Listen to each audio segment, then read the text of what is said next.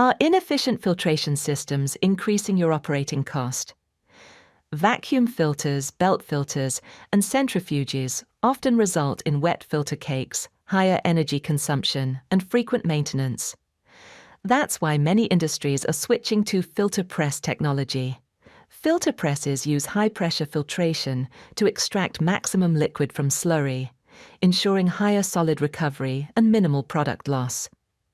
This process produces a significantly drier filter cake, reducing disposal cost, transportation weight, and secondary processing.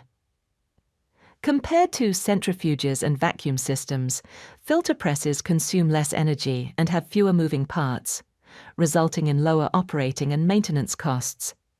That's why filter presses are widely used in chemical, pharmaceutical, mining, food, and wastewater treatment industries.